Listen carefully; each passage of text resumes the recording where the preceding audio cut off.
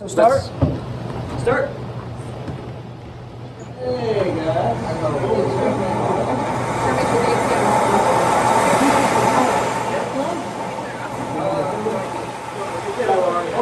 Oh yeah, we'll turn it off again. I'll sing off. Grab.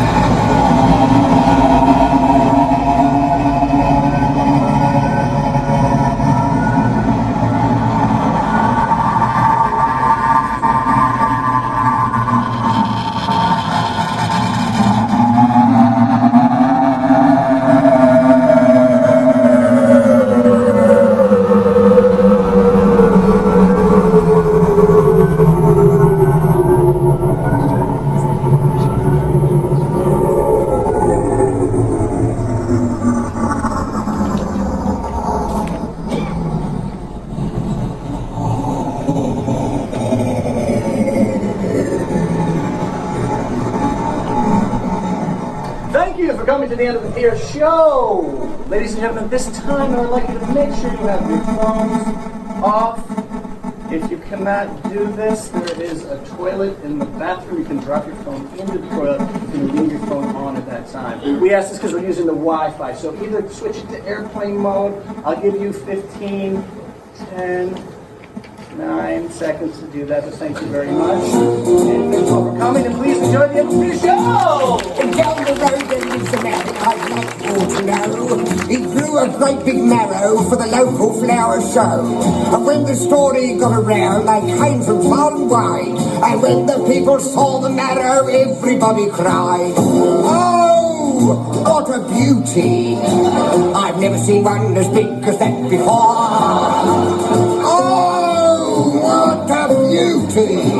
It must be 2 foot long or even more. It's such a lovely colour and so nice and round and fat. I never thought a marrow could grow as big as that. Oh, what a beauty!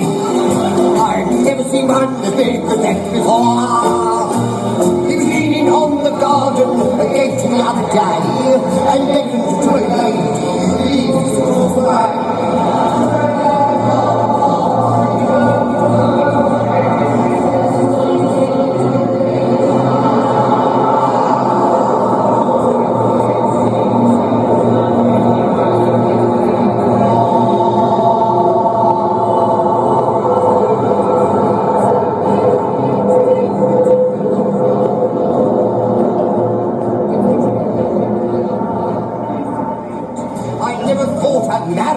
Could grow as big as that. Oh, what a beauty! I've never seen one as big as that before. I mean, me mirror. I've never seen one as big as that before.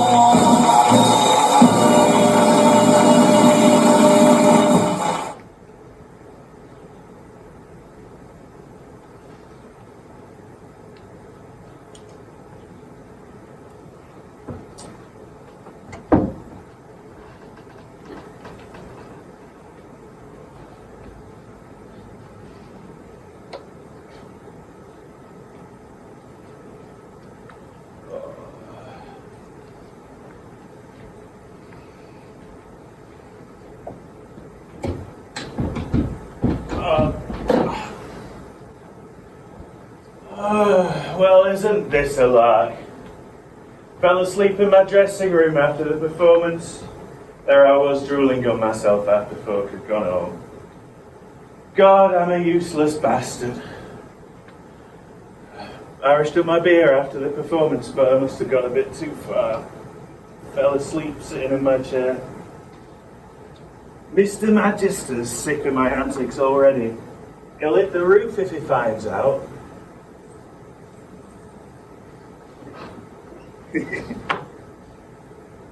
Sid! Pete! Where are you both? Bastards must have gone and locked up the theatre.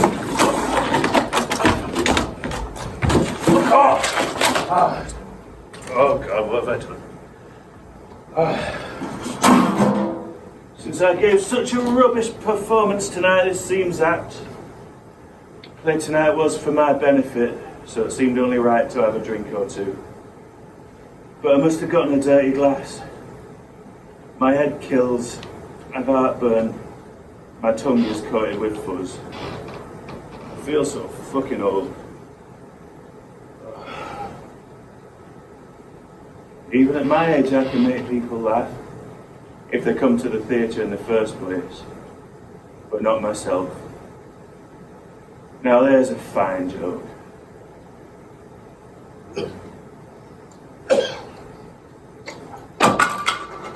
I've drained the bottle down to the very dregs. That's you, Ray Fatty Aston, the dregs you old soak.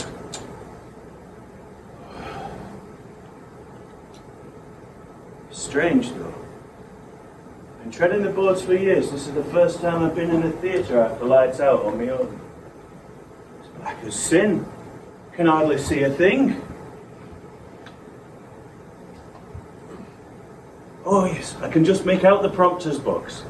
Another useless bastard. I never forget my lines. What a place. You really could believe it was haunted. Sid! Pete! Where are you both? I really should swear off the booze. Should be ready for my pipe and slippers, but here I am. Daft old comic in this ridiculous get-up. I should go and change. Ah! Who are you? What are you doing here? Who are you? Me? I'm me? Who the bloody hell are you? It's Bobby. You know Bobby? The stagehand, the prompter. In fact, if anything menial needs doing around here, I'm the one who does it. Bobby? A prompter? What are you doing creeping round here at night? I could ask you the same question, Mr. Aston, but as it so happens, I'm between residences at the moment, so I'm stopping here in one of the dressing rooms. Yeah. Oh, it's you, Bobby, is it? Just think, we were supposed to be celebrating my career, a life spent in theatre. But not a soul came to wake the poor drunk old comic up and take him home when the miserable charade was over. I'm an old man, Bobby, and I'm poorly too. In fact, I might not make it to morning. Don't leave me, Bobby! Don't let this helpless old duffer creep me in a design theatre! Okay, Mr. Aston. I think it's time for you to go home. Home? I have no home. The stage is my home. Oh, come on. Have you forgotten where you live? I'm not going there, I won't. Not to that bedsit with mouldy walls. My wife left and took the children. I have nobody, Bobby. No one to cheer me up. No one to caress me. No one to pull down my pants when I'm drunk. Who loves me? Who needs me? Nobody, Bobby. Mr. Aston, come on now, come on. Look up, stand up straight. Now, don't forget, that's your audience. Those fickle parasites, they march in here, guffawing like jackals, they march out again as if they could do it all themselves. As if it were easy. They forget about the grease paint, the sweat, the toil that goes into making them forget their troubles for an hour or two. No, nobody loves me. Nobody needs me. Oh dear. You know what? I am a man. I'm still alive. I still have enough claret left in my veins. And back in the day, Bobby, I was top of my class in school. I was in the army, and I could even have been an officer before I sank this low. What a fine young lad I used to be. What happened to those days? Where did it all go? I can see it as clearly as I see your face now. Youth, passion, women, Bobby. Okay. It's probably best now if you went home and got me back to bed. I remember when I first trod the boards in those halcyon days. A woman loved me for my comedy. Desdemona, I used to call her. She was beautiful. A fine boiling piece. When I'm cold in the grave, I'll still be stiff for her. So beautiful, so tender, so bright and young. I fell on my knees before her and I begged for my happiness. And you know what she said? I love you too. Give up the stage. Give up the stage. Do you understand? She can love a comedian, she said, but marry him? No fucking way. I remember I was acting that day. I was part of a double act. We'd pelt each other with pie after pie. And as I acted, I felt my eyes being opened. I saw that what I saw as a vocation, helping them forget their troubles, making them laugh, was just an empty dream. I saw through their applause that day, the bastards. People applauded me. Sometimes they even wanted my photograph or my autograph. But I was just a stranger to them. I was just shit on their shoes, even at the height of my fame. Yeah, meeting me was the height of novelty. But allowing their daughter or sister to marry me? Never! The bastards! Now, Mr. Aston, you look so poorly. And you know, frankly, you're starting to worry me. So come on now, please. Please, let's go home and let me go back to bed. Oh, I remember on that day when Desdemona, well, I started just wandering aimlessly about, living for day to day, letting my mind go up shit creek, till little by little, I lost my talents. My looks faded. I dressed up in motley, and I became the butt of every joke instead of a man. Oh, Mr. Aston, come on now. People, they admire you as a comedian. You were considered something of a comic genius at one point. Genius? Yeah. Yes, what a genius I was. It makes me want to throw up just to think of it. Hey, do you remember this little number? Travel down to have a little paddle in the sea. Mother takes her stockings off upon the sandy shore and shows a lot of linen that she'd never shown before. Oh, bravo, Mr. Aston. Yes, I remember that little number very well. That was back when this theater was new. And we used to have holiday makers lining outside just to come and see your act. Like hungry herringulls fighting over scraps? No, that's not the way I remember it. Do you remember that routine you go into after the seaside song? Are you suggesting I forget my lines just because you're the prompter? No, nothing like that, Mr. Aston. I'm just feeling a little nostalgic is all. Well, of course I remember.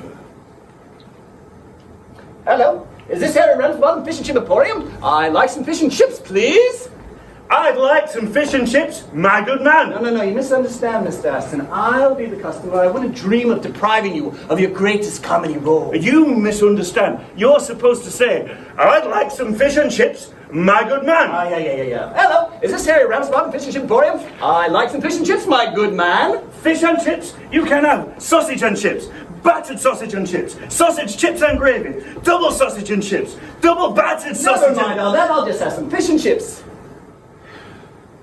With a pickled egg on the side! No, Mr. Aston, that's my line. I know, so say A it! pickled egg on the side. The audience would crack. Oh, the full line! Oh, right. Never mind all that. I'll have some fish and chips and a pickled egg on the side. The audience would crack up at that. I never could see what was so funny about pickled eggs myself.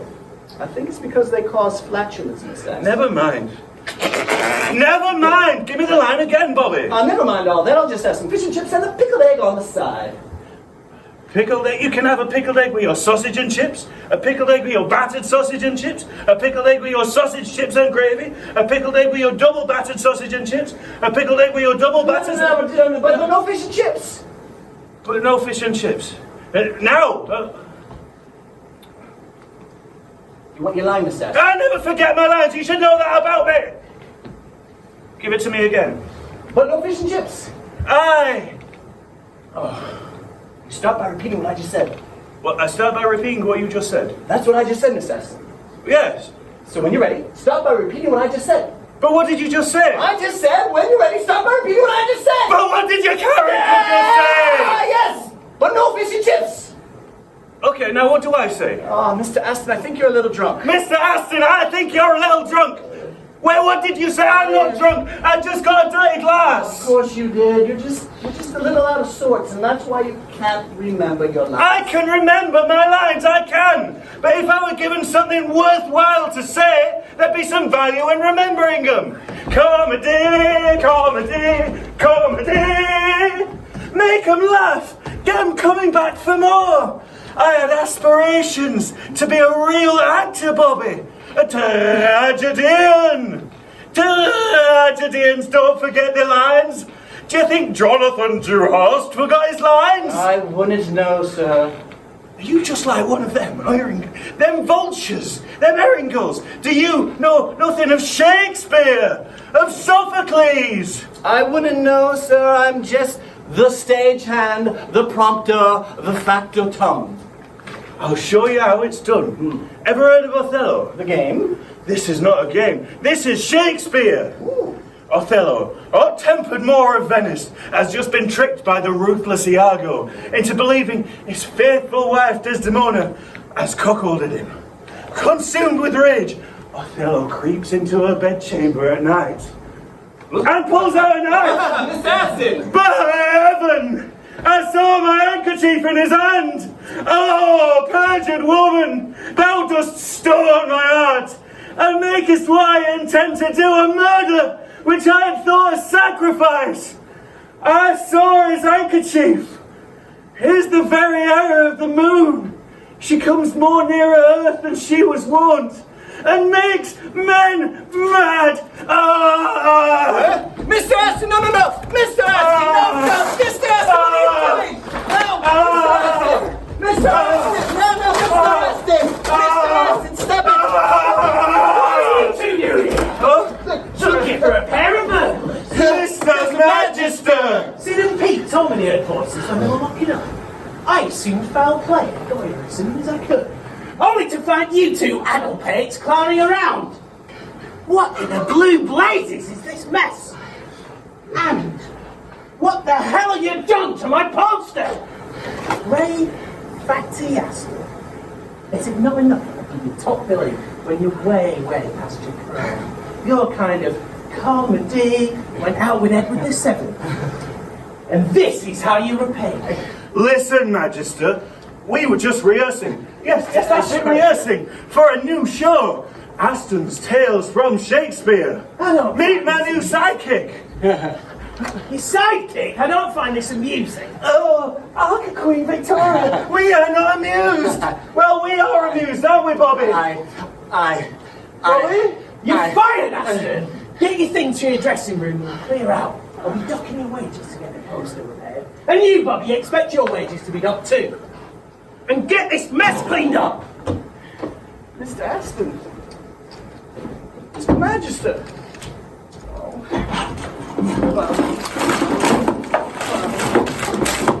Have you wait? Such an idiot.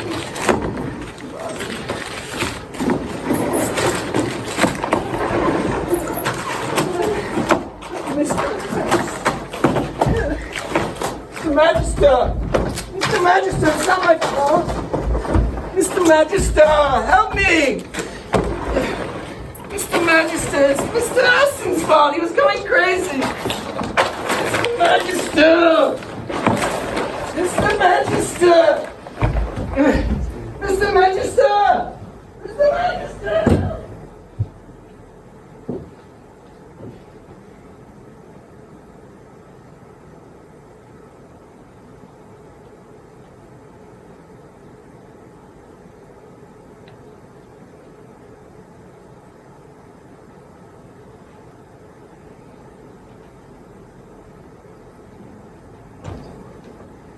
That was not the end of Ray Fatty Aston, you know. That's just now towards the end of a long and varied career. I became the curator of Blackpool's very own End of the Pier Show. What's an End of the Pier Show, you ask? Well, I'm glad you asked. Step right up, folks, step right up. Once you've had your fill of sun and sea air in Blackpool, you'd like to know what else the town has to offer.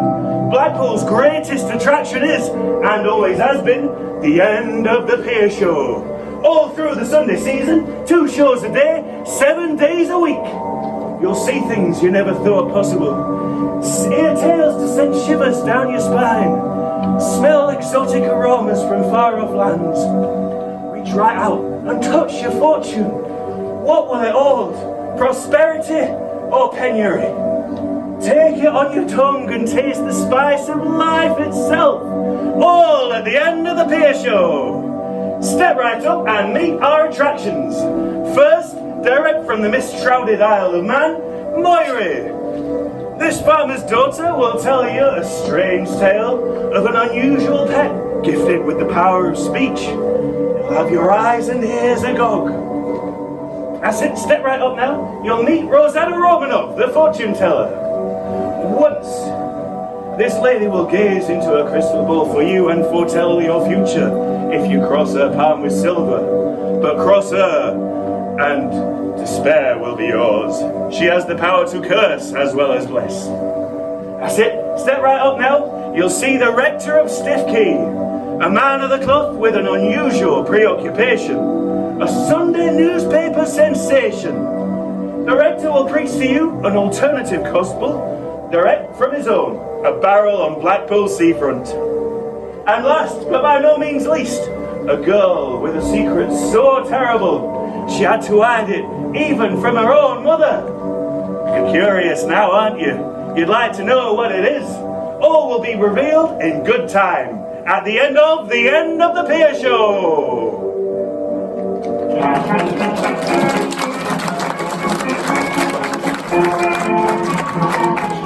Now I was winged on cucumber and on my wedding day, when the fun was over and the guests had gone away, my old darling said to me, you must be Uncle Joe. Is there anything you fancy? I said, fancy, don't you know?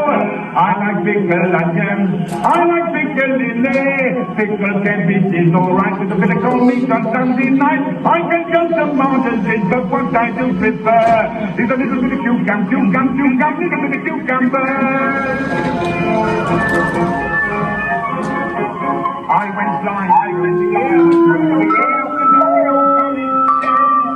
Suddenly he said to me, we're bound for Kingdom Town. And you anything on your brain before you wear the crown. I've been getting taken different and convention. I like big girls and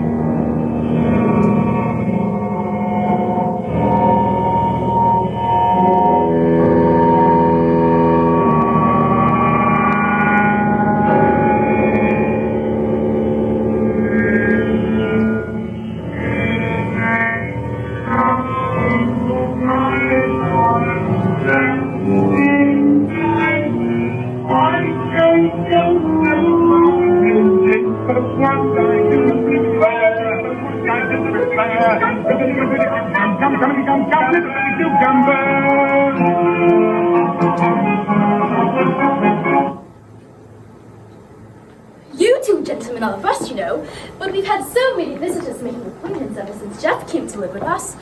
We're going to be rushed off our feet all week. I can tell you right now, young lady, we'll be the last. I'm going to find a rational explanation for all this paranormal poppycock, or my name is Eugene J. Ruggles. Calm yourself, Eugene. Little Moirrey here isn't used to such disturbances. People experiencing phenomena the type of which he describes are often in delicate psychic states. Isn't that right, Little Moirrey? I'm fine, sir. Would you like some tea and cakes? I got up early and made them specially since I heard you were coming. Far too unctuous. You heard by own admission that she's fine. I'll pass on the cakes, my dear. I'd rather get down to business. You claim that you and your family have been experiencing visitations from what was it? An Indian mongoose? A man-weasel. A manifestation of subconscious conflict, more like. Or a manifestation of the Maitreya. She claims that the creature she speaks of, You're talking about Jeff, sir. that Jeff has existed in these parts since 1852 and hails from India. Such creature may hold the secret to the true uncorrupted Aryan race and possibly even point the way to Hyperborea. Ridiculous! If you want to meet Jeff, you've only to say so, sir. Preposterous! I'm a freak.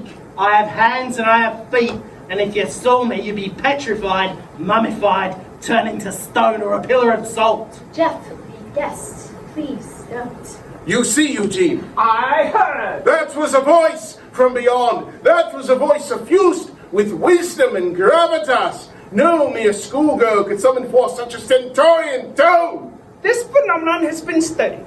When the subject suffering from psychic strain begins to dissociate, the body takes on a life of its own and begins to produce symptoms of the new personality. I assure you, I'm under no strain, sir. Though I can see how me interrupting you just now, beg pardon by the way, might make you think otherwise. And if you want Jeff to come out so you can meet him, you'll have to sing. Sing?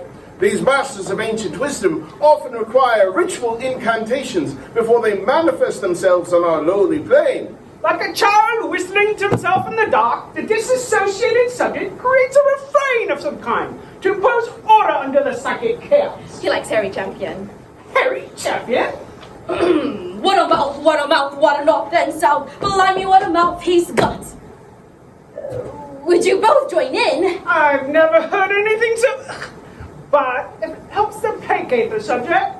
What a mouth, what a north and south. Blimey, what a mouth he's got. A little bit of cucumber. There's cucumber on the table, Jeff. My Madame Blavatsky's curtains! We don't have much in this humble farmhouse. Like I said, I made the cake specially. We don't have much else, apart from the cucumbers. And luckily for us, Jeff loves them. No chickens, no cows, no jackasses. Present company excluded, of course. Yes. You don't have much, do you? In fact, I read in the Mainz Examiner that this little stretch of farmland is being foreclosed on. You and your family are at risk of being turfed off this little patch of land. Isn't that right, young lady? I'm just a schoolgirl, sir. I wouldn't know about these things. But your father would, wouldn't he? If you say so, sir. Must you deal in these banalities, Eugene? Look at this creature, this Hyperborean man-weasel. What secrets of Lemuria lie buried within his breast? If there's two things I enjoy more than a big juicy cucumber, it's a big juicy pear of... Just behave. These nice gentlemen have come all the way from the mainland to meet you. Yes, speaking of the mainland, I was wondering, would you and Jeff like to take a trip with me to meet the Theosophical Society, if you will? The what, sir? The Theosophical Society. We're headquartered out of Bloomsbury, London. London, sir. Oh yeah, I've heard all about London. It's thickly smog and the people there reek of But shit. Jeff, London. You know what I say every time I see a picture of it here in the Examiner. Now, stop all this nonsense. You can't just uproot a nice schoolgirl, take her away from her parents, and introduce her to your cadre of eccentrics. Come to think of it, girl, where are your parents? I haven't seen an adult since I stepped foot on this spare little bailiwick. Ground dependency. As a man of science, I must admit when the error is mine. The Isle of Man is a crown dependency, and yet the point still remains.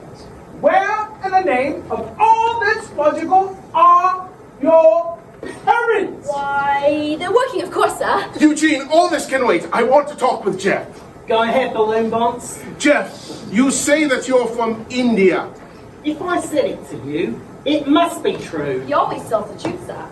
And you were born in 1852? I was born between my mother's legs. Would you like me to go into more anatomical details? At first, I suspected this was a case for Dr. Freud. But now, I'm starting to think it's more of a case for a Soho music hall. Really, my girl, where are your parents? Why, Jeff, when you were in India, did you ever come across anyone who knew the location of Lemuria or Hyperborea or anything about the Aryan race as they were? Well... Yes? Well... Yes? Do you have a bit of cheddar cheese to go in this cucumber? Stop this raid at once! It's degrading to all involved. Open your eyes, man. This girl's hoodwinking you. And she will countless other investigators and newspapermen until she's stopped. The farm's been foreclosed on. The area is to be redeveloped. Soon, the early public won't have a chamber pot to make your way into. This is obviously a desperate hoax, orchestrated by the father to raise money. The booming voice and coarse language are absolutely typical of the average American. Jeff isn't real. This girl's a mere charlatan, being put up to it by an even bigger charlatan.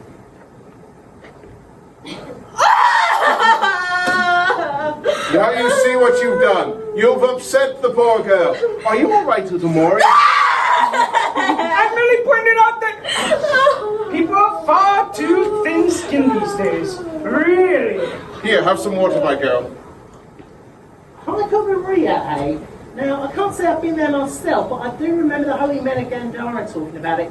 Somewhere up in the Hindu Kush, I think they said it was. My God. My God! Bit more cucumber and I might start to remember. What are you both staring at, Saz? Hyperborea in the Hindu Kush, about Antarctica. Wait until the society hears about this. It spoke while you're drinking a glass of water. Impossible! Remember what you said about men of science.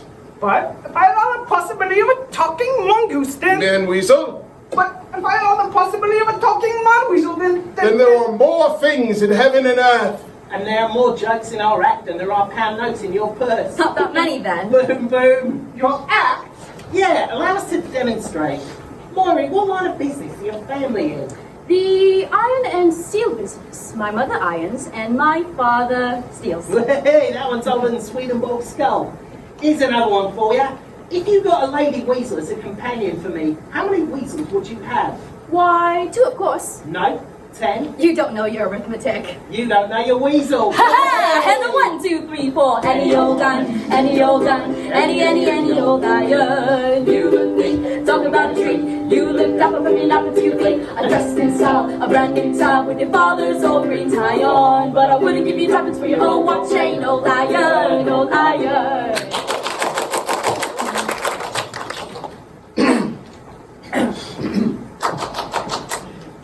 Bloomsbury's all very well then, but you won't enjoy those theosophical. They're a bit serious. Oh?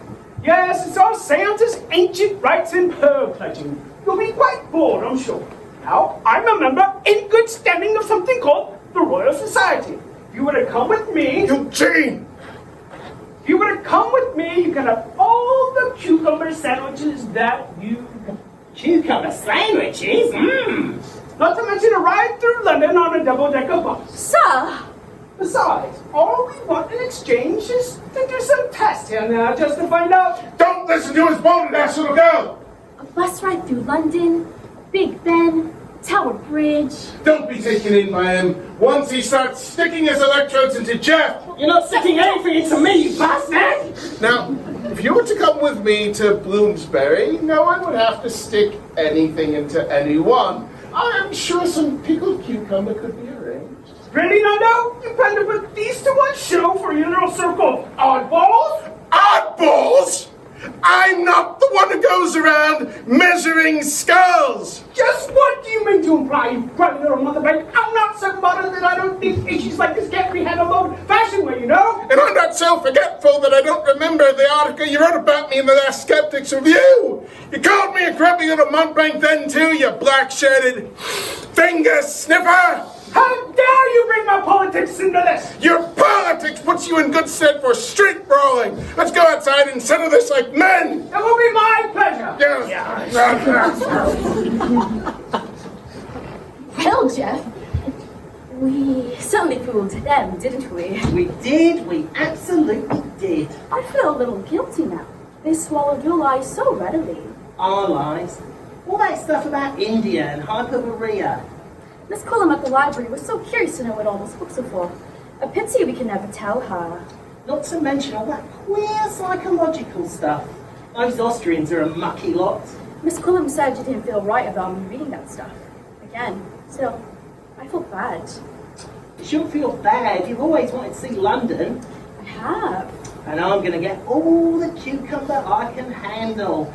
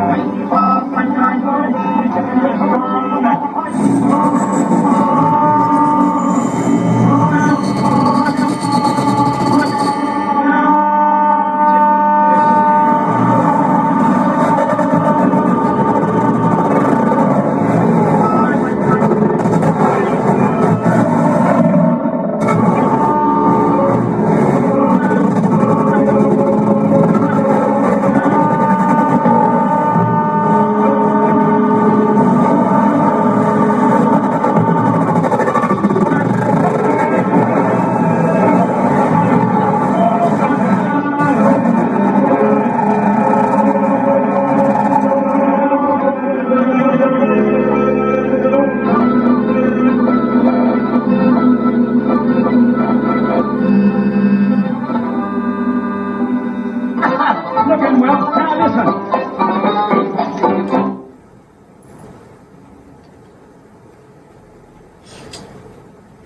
The glass grows dim. The vision fades. But Madame Romanov, I must know, will my husband's condition improve? The vision is not clear on this point. Cloudy. Will my relationship with Marcus last, or should I stick by my husband's side even as he ails? That is something only you can decide. However, I see great things in your future with a mop and bucket. A mop and bucket. But Marcus is a cleaner. That must mean that That is what was revealed to me before the glass clouded over. I should leave my husband? The glass can only speak truth. Only Even truth. as he ails. I am merely a conduit. And take up with Marcus. The session is ended, and now you must cross my palm with silver. Of course, how much? These were discussed in advance with my acolyte Horace.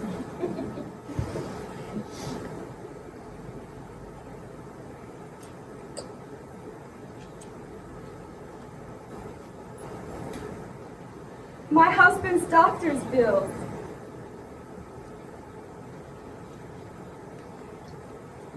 Thank you, Madame Romanov. You've been most helpful. I shall always remember your advice. I am merely a conduit, my good woman. After all, these are Madame Blavatsky's curtains. Thank you, my good woman. Goodbye.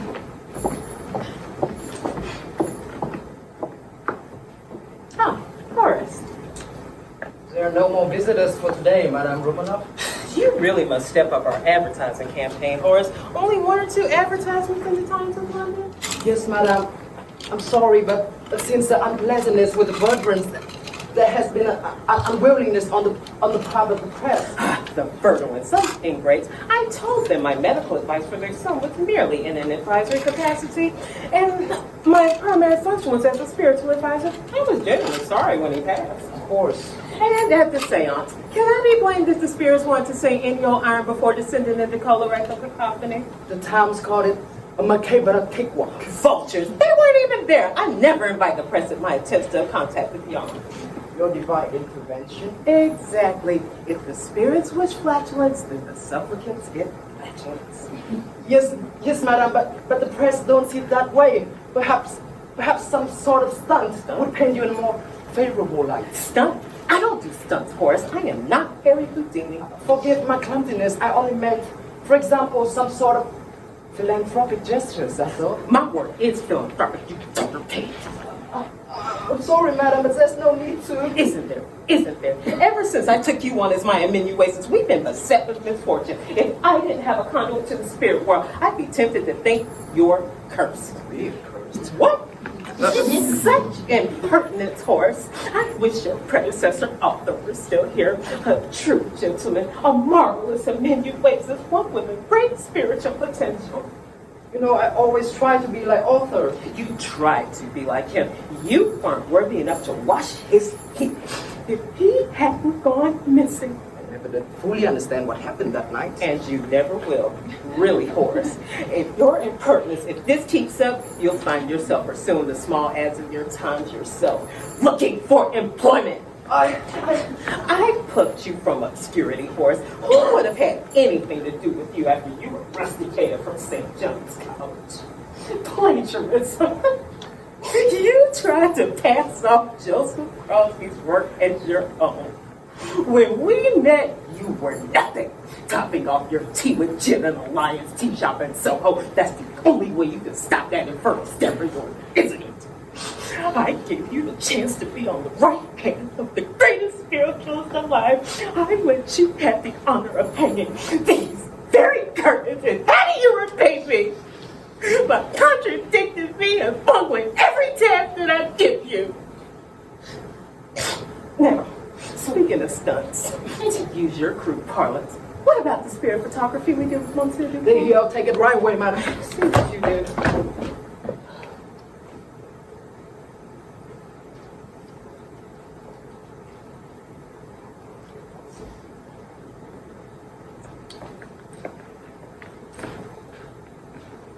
They were delivered yesterday. Yesterday.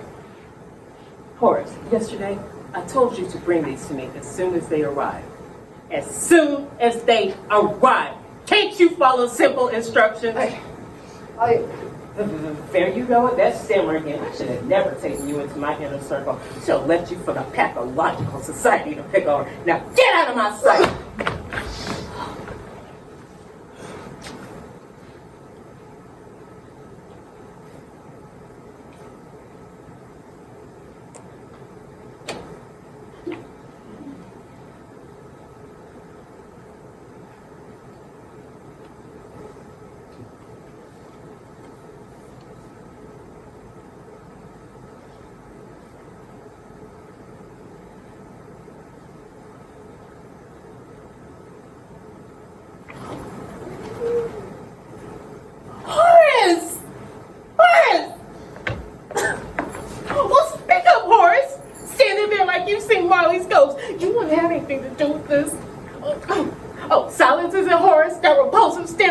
The woman who was here just now, you took her money and told her to leave her husband. I told her nothing. Sometimes my clients hear what they want to hear. But what's important is that this work of our circle goes on. If there's no threat, read it. Come on, read it. Maybe it's time for you to pack your bags. Pack my bags? Do no such thing. The story about veterans already made it to the Times.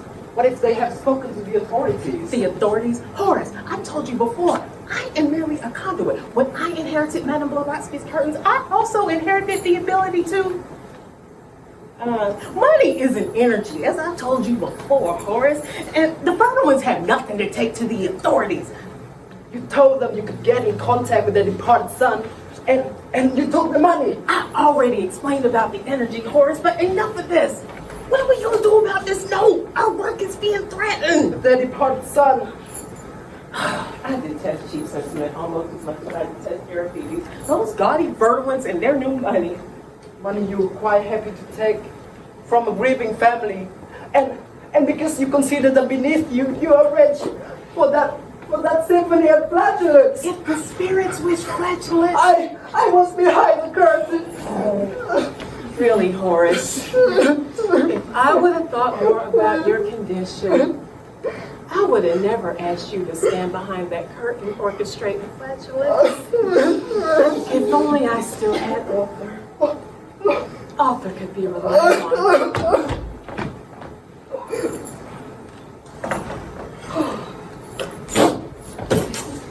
The game's up. I heard the whole thing. That wasn't me. That was Horace. He's the one with predilection for brooms. I know it wasn't you. As a matter of fact, you just sat on a vital piece of evidence. Madam Rosanna Romonav, or should I say Beryl Hathornwaith. You are a mere person of no significance. How did you? You were talking to Chief Inspector Wilson of the Yard. As to how, we started by tracking your brother down. Lives in Newton-le-Willows now. Sad he didn't want anything to do with you until we mentioned your supposed ties to the Russian aristocracy. He practically spat on the floor and was more than willing to spill the beans about some of your earlier scams. That lying bastard is my half-brother. We've spoken to the Verdowins, of course. But before that, we decided that someone in your inner circle would be able to give us some of the vital information that we needed. Horace, you betrayed me. You ungrateful, stammering little cretin. You betrayed me. I believed in you. When you said you could put me in touch with Gemma, I believed in you. When you said you predicted great things for my future, it's me. I believe in you. Horace, you can still believe. We spent the last few years fleecing people, promising them peace, and then taking their money. And all the while you have treated me like a dunce. If you just come to the station with me, Miss Half-Thornway? Never! And may the evil eye be upon you and your children and your children's children. Oh, spare us the Aleister Crowley routine. Oh, and another thing. The one claim about your dubious empath that is true, the provenance of those curtains. Why, yes, they belong to Madame Blavatsky. And the estate of Madame Blavatsky would like them. Never! Bastards! Betrayed! Betrayed!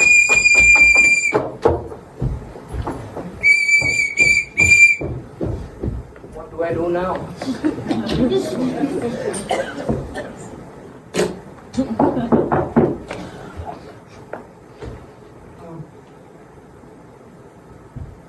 Is this the residence of Madame Rosanna Romonav? It was.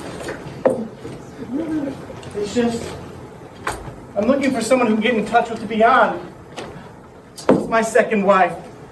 We're having such troubles at home, and I thought if I could get in contact with Susan, that's my first wife, then maybe I could ask for her advice. Operations have ceased for the time being.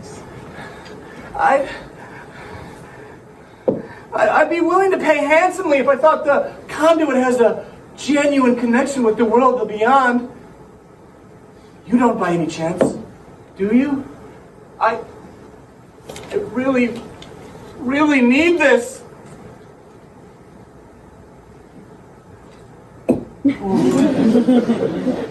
You know, this was one Madame Blavatsky curtains. Oh.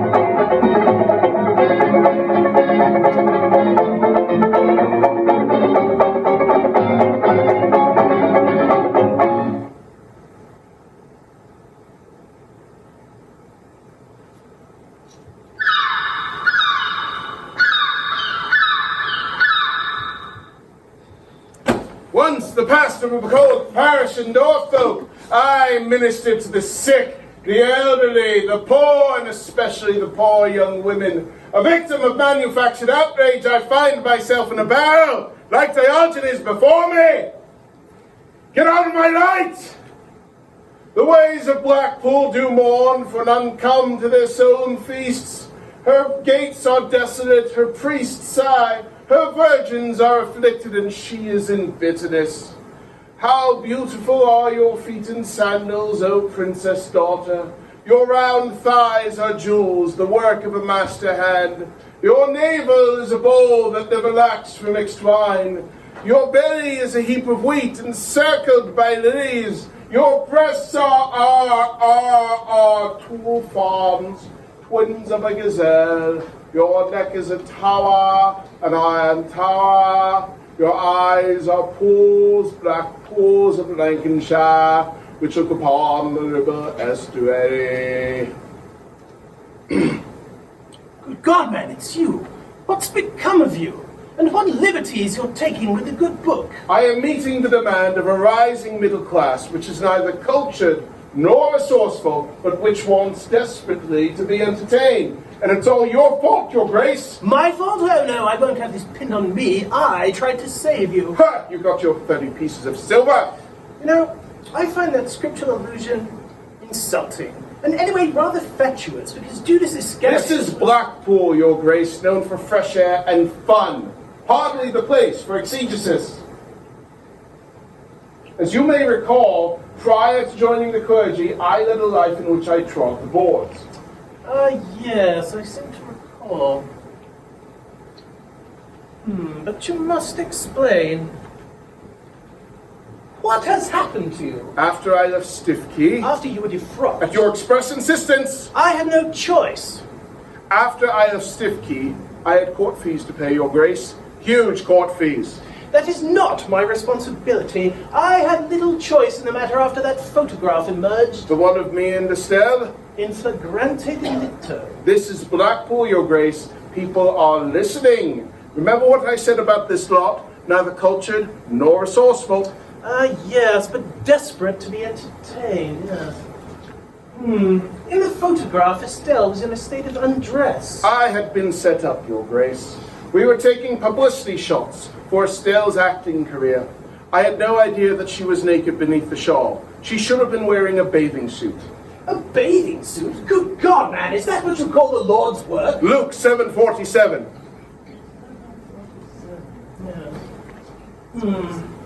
The story of the woman of sinful life forgiven. I hardly think that's relevant here. Ever since I met little Maisie, all I've wanted to do is help fallen women like her. The compassion of the Lord is boundless, and should be an example to us all. And yet, as a member of the clergy, you had certain duties to fulfill. I was ministering to the fallen. You were never to be found at Stiffkey when I called. I was ministering to the fallen. You were ingratiating yourself with floozies in a Soho tea shop. Those floozies, as you call them, needed my help. You know, it sickens me to see you brought so low, and by your own designs, I hasten to add. You're not so different from the people here, Your Grace. You want to be entertained. You want to see someone worse off than you. And I am the man to provide that entertainment. I always have been. Must you go on like this? In fact, one might ask what a fine, upstanding bishop such as yourself is doing at the end of the Pier show such as ours. Tell me, boys and girls, shouldn't he be in St. Anne's-on-Sea, rummaging around for St. Cuthbert's bones? My holiday is none of your business. Your Grace, we both have an eye for the beautiful women. I've been in your home. I've seen the painting that hangs above your mantel, the one of the fallen Madonna with the huge... That's a Lawrence Almond Tadema, a Dutch master who painted biblical scenes with incredible sensitivity. That's a massive load of poppycock. You know, you never had appreciation for anything but the female form, so it's no surprise I find you here. I mean, Lady Bearfish, what is that? Some kind of a burlesque show? Heavens above. Picture it, Your Grace. I was in Soho on church business. On a rainy afternoon, I duck into a Lion's tea shop. Pastime, I sit and read the Anglican Pictorial, and there I see her, little Maisie. The white uniform that all the Gladyses wore had never looked so pure as it did on her. She was a vision to behold, a shaft of light penetrating the darkness, like in a painting by Vermeer. A week later, when she lost her job, I gave her my Book of Common Prayer. She said it gave her strength in those trying times. She spoke repeatedly of her desire to sing. And me, with my connections to the world of theatre, how could I not, when you consider the alternative? Yes, a poor young woman like that forced into life on the streets. And me with the power to stop it. One must always be mindful of propriety, though. Was the Good Samaritan mindful of propriety when he helped the injured traveller on the road of blood? You know, it's somewhat poor taste, these constant analogies between the time of our Lord and the present day. It's the kind of thing those American tent preachers go in for. Yes. Well, then, Your Grace, were you mindful of propriety when... Yes, I have to admit. Little Maisie was only the first.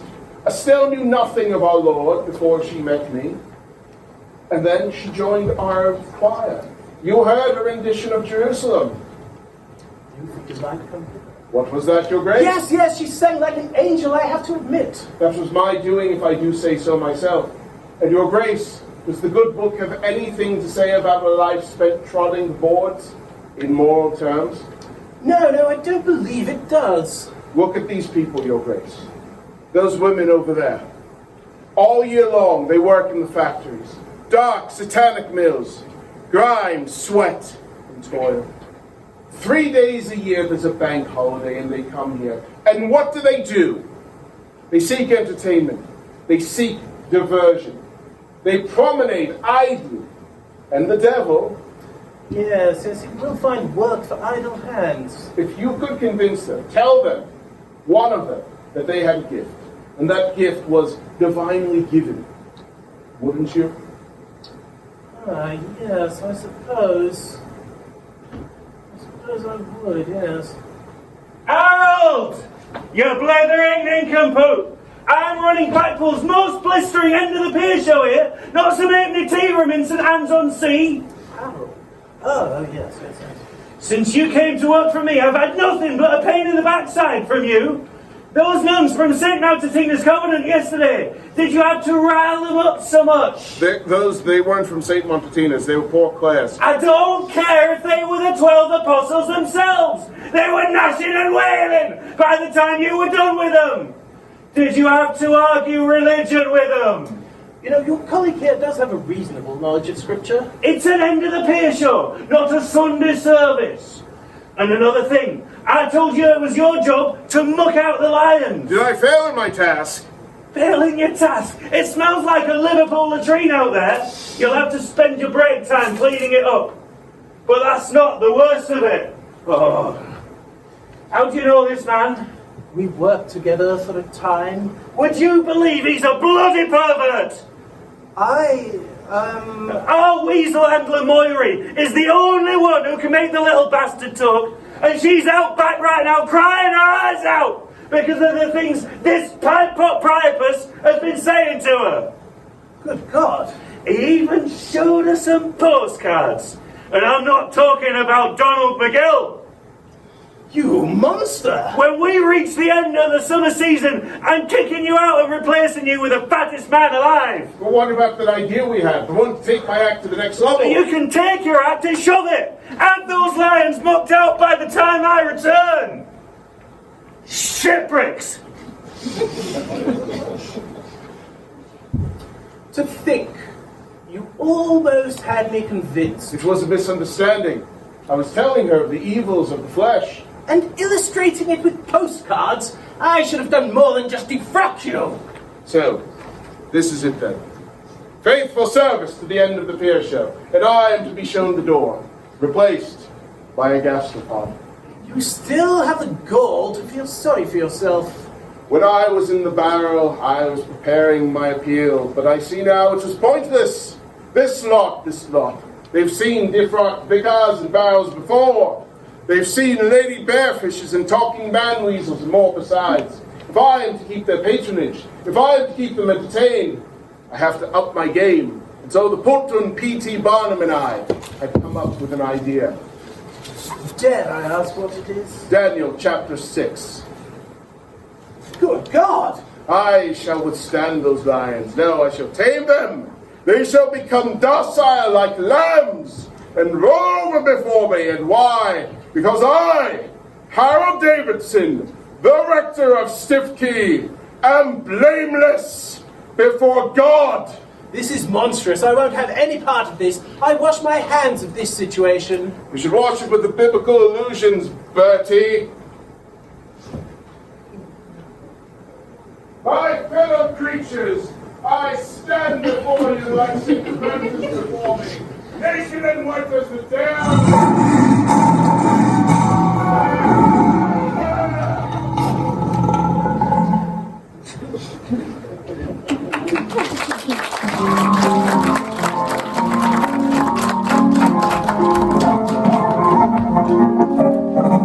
The smartest woman that I ever met. She used to say, now listen to me, baby. There's one thing that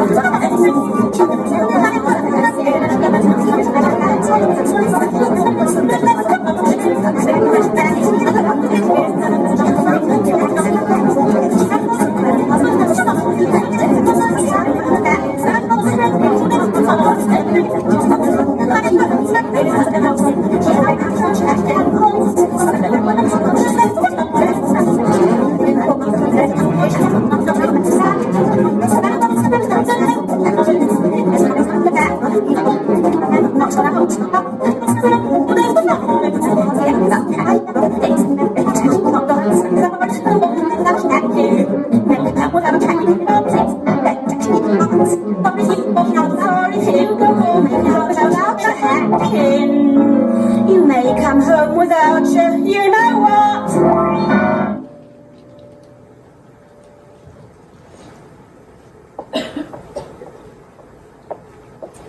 Another gruesome murder last night. They were talking of nothing else when I went to the market this morning. They say it came right up out the water. tore a man in half, and went right back in. A hideous hairy face, a set of flapping gills, and feet like those of a mountain duck. Folks are calling it the werewolf. I don't listen to village gossip, Mother. I'd much rather... Always up and down in the hills, collecting wildflowers and pressing them in that little book of yours. I'm proud of my collection. Your collection? Book after book of dried botanicals, some of them no more than weeds. What's this one, for example? It's mandrake root. Careful, Mother. It can cause a nasty rash if handled improperly. A nasty rash? So can the tickler. And it will if you're out till all hours of the night again. Oh, Mother. You know, your father never would discipline you. Now he's nowhere to be found, and I suppose I have to do it. I remember when Father was here. He was never too busy to go walking in the hills with me. He'd help me collect my flowers. Never too busy? He was always busy, child. He just doted on you. No wonder you turned out like you did. Well, when you consider the alternative. See, now that's the kind of impertinence I'm talking about. You just live in a world of dreams, obsessed with fairies at the bottom of a garden, making magic potions from crushed flowers. You never do your schoolwork and your chores around the house, and never done either. Yeah, you think life is just a game, and I gotta run this household all by myself. How can we ever expect to get ahead when all we gotta do is pull up our socks and do some real work? You think I'm still a child, but I know things that could seriously damage you. You know things? Silly child, what could you possibly know? Might I trouble you two ladies for a drink? Inspector Lang. Oh, Inspector Lang. We haven't seen you around these parts since you took that job in Karnstein. Will it be tea for you or something more medicinal? Oh, only tea today. I can't be seen to be drinking on the job, even if it is medicinal. On the job? So you're here on business, Inspector Lang? Police business, hence the uniform. Oh, it's not that Miss Jericho and that benighted fence again. I thought we'd settled that. No. Actually, I'm here because of this mobile situation. Clumsy girl. You really should get your head out of the clouds. But Inspector Lang, what could the werewolves possibly have to do with us? That's not an accusation of any kind, I assure you. I think I know you well enough to know that you're not a beast with a hairy face or the feet of a mallard duck. I intended to come here this afternoon because I heard about this going on. But then I was alerted to the fact that there were some conspicuous muddy footprints leading out to the barn out there, Mrs. Brandt. Have you been out into the barn today, Mrs. Brandt? Oh, no. Oh, no. That's where I keep the pot still for my brandy. Oh, no. She doesn't go out to the barn, Inspector, because snooping people should not be there. And that's not for young girls either. Anyway, Inspector, come on. Well, it may be that the assailant has been hiding out in your barn, quaffing brandy directly from the still, before going out at night, his head afogged with alcohol, to pursue his dastardly business. Oh, that's impossible. It's secure. It needs to be for the process of work. Inspector Lane, could there really be a maniac out there in the barn? That there could. However, I'm confident my men could defuse any potential situation that might arise. Oh, this is just madness. Exactly what happened last night, Inspector? Tell us the whole thing. Well, No, Mother. You were just telling me. You need to mind your business. Please, go on, Inspector Lang. Well, last night at approximately 8 p.m., Volker Fischer left the beer cellar after bidding goodnight to his friends. As usual, that poor long-suffering wife of his has to suffer with his drunken antics every single night. Had to. Past tense. I say that because shortly after 8 p.m., he decided to go for a walk along the riverbank, ostensibly to sober up. Looking for young girls to accost for life. What would you know about it? Anyway, go on, Inspector Lang. Well, the light was beginning to fade, but it hadn't grown completely dark yet, because Mrs. Jericho was also out for a walk. Oh, that's Mrs. Jericho. Now, I consider Mrs. Jericho to be a reliable witness. Church-going, sober as a judge. That may be, but she hates me. She'd do anything to make me look bad. Well, Mrs. Jericho claims that as Volker Fischer walked along the riverbank, the merwolf came out of the water, tore him in 2 pieces as she stood frozen in fear. And then it jumped back in the water, emerged on the opposite bank, and made its way in this direction. That Mrs. Jericho, she's just still upset about that fence dispute. And she'll do anything to make me look bad, including get the authorities involved. But all due respect, it's just her word. Well, it would be, if it weren't for the matter of the footprints that lead directly out to your barn. Now, normally, Connie, you know I would need to get a search warrant to search the premises, but with the fence situation in mind, I thought that any extra publicity that might bring could be avoided. Helga, are the beds made upstairs? Of course, Mother. Could you go and check, please? But, Mother! Could you go and check, please?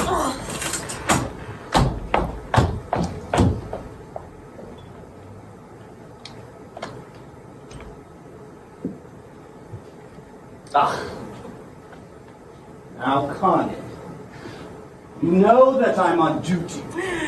You used to love the fruity bouquet of my brandy. Oh, just a little taste, Willie. I won't tell anyone. I haven't had brandy since I took the job in Constein. Of course not. It's not for those city folks. But Inspector, you're all the way up in Constein. Why would you come down here for this werewolf business? Well, to tell you the truth, when I heard about the disturbances going on here, I became concerned for you. Me? Well, you're a woman. You were abandoned by your husband. You got this crazy wild child running out here on your own. And now there's a goddamn bone-crunching, flesh-ripping merwolf out on the loose. Oh, Willie. Just like the gentleman you are. You know, back in my day, a young girl could go walking along the riverbank without fear of being chased by some goddamn maniac. I remember when you were a young man. Yes, back then, a man would doff his hat, and when he passed a lady on the street... We were young together. The young, they were better too. They had some respect for their elders and betters. Speaking of walking, remember the Mayday Parade? You and I went for a lovely walk, just as the sun was setting. Do you remember?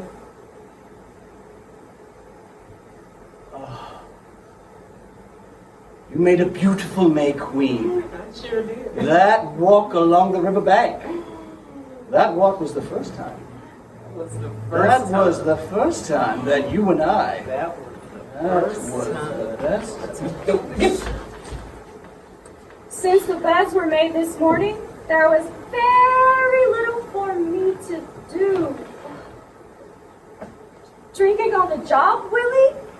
Helga, stop this madness. I'm sorry, Inspector. I tried to raise her right, but I think her father spoiled her. It's merely medicinal, Helga. Before you moved to Constein, you were always trying to get me out of the way, weren't you, Willie? Little errands I needed running here and there.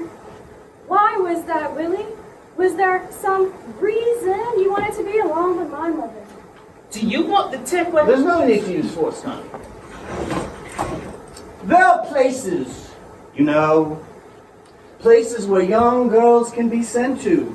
Girls who would rather wander around with their heads in the clouds all day. Girls who would rather press flowers than learn how to sew and cook.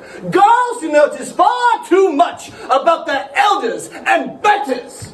I don't just press flowers. I've been learning their secrets. You know, there's one such place in Constein. The holdings that go in there always come out as polite young women. Marriage material. Mr. Collins. One of you shouting and threatening, the other making not so subtle insinuations. Mother, you created this mess! God, I didn't come down here to get involved in another family squabble. All of this is irrelevant for my reason for being here. I'm here merely because a man has been found dead. Several people have been found dead, in fact. And now there are some suspicious, conspicuous muddy footprints leading from the river up to your house. I'm merely asking for the chance to look around. The barn in particular. Oh no, Willie, please don't go out to the barn. At least give me a chance to clean it up. There's a reason she doesn't want you to go into the barn, Inspector. Shut up, child. A reason so terrifying that she can't bring herself to tell you. Father's out there. Your father took off and left us without a penny.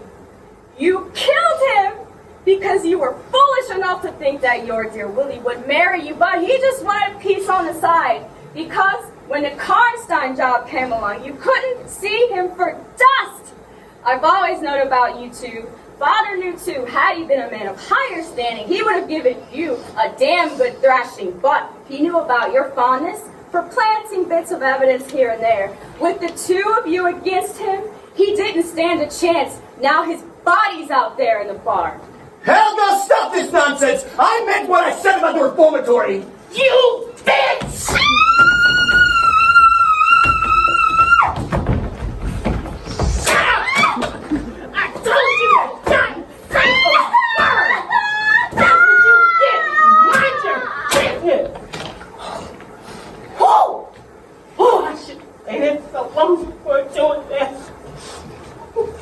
You know, back in my day, even the threat of a damn good thrashing put the fear of God into us. We'll get to the barn soon enough, eh, Willie? Connie? Tell me about life in Constance, Willie.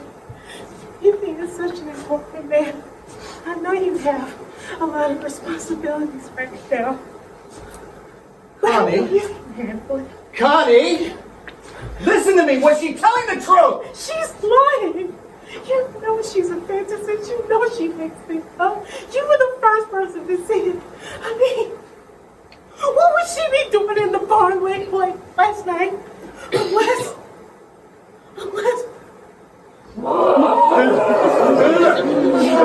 Bitch! I should have known!